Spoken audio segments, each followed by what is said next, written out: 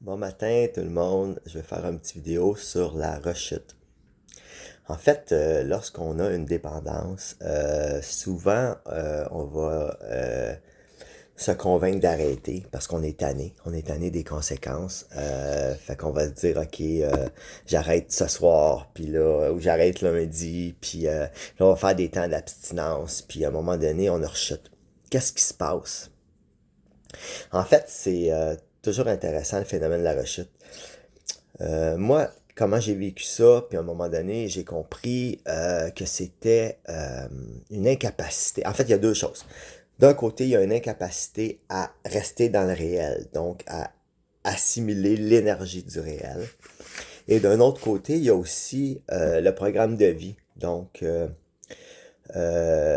le karma n'est pas nécessairement terminé ou le programme de vie d'alcool, mettons, ou de la dépendance n'est pas terminé. Puis dans les AA, puis les fraternités, on va appeler ça une grâce quand la personne n'a plus envie de consommer. C'est correct, tout est correct, hein? Mais en fait, c'est la fin du cycle. Donc, la fin karmique du programme de dépendance. Fait que c'est pour ça que autant que on ne peut pas se culpabiliser, puis ça c'est très difficile, hein? Moi à la fin j'ai arrêté de me sentir coupable, mais ça m'a pris du temps. On ne peut pas se culpabiliser pour retourner parce que on n'a pas plus le pouvoir du retour qu'on a le pouvoir de l'arrêt. Puis c'est très facile de se dire ah ben tu sais il y en a qui vont dire c'est la grâce de Dieu, tu sais, c'est correct. Fait que c'est sont capables de dire j'ai la grâce de Dieu, mais les gens sont pas capables de dire, ben, si j'y retourne, c'est parce qu'il me reste. Il faut que je continue de consommer. Il en reste et ils vont s'attribuer négativement le retour.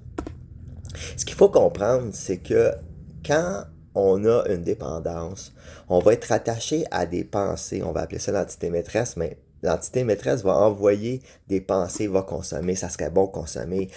Et à un moment donné, ça va faire que la personne va être obsédée. J'avais expliqué dans une autre vidéo ce que la pensée, à une manière, devient très étroite.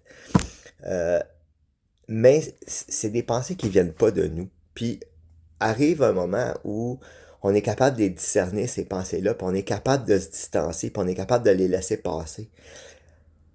Mais, plate à dire, mais on ne décide pas quand c'est la fin karmique. C'est la fin de la dépendance, c'est la fin de notre dépendance. Puis il y a des gens aussi, comme moi, c'est la même chose. J'ai eu des périodes où ce que je retournais dans la dépendance, puis je faisais des 3 ans, j'ai fait des 7 ans, j'ai fait... Mais à un moment donné, mon abstinence devenait une prison parce que j'étais incapable d'être flexible. Puis j'avais de moins en moins d'espace, de la même façon que j'avais de moins en moins d'espace quand je consommais vers la fin. À un moment donné, on arrive au bas fond.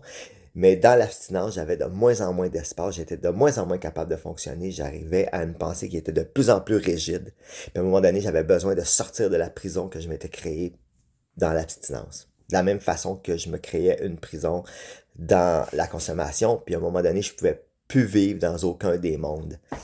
Puis c'est comme ça que à un moment donné, ça l'a stoppé. C'était assez. C'était la fin. Il n'y avait plus rien pour moi là-dedans. Fait que j'invite vraiment les gens à sortir de la culpabilité, à en parler avec quelqu'un, et puis il y a des stratégies qu'on peut trouver. Donc c'est une des raisons pour consulter avec mes accompagnements.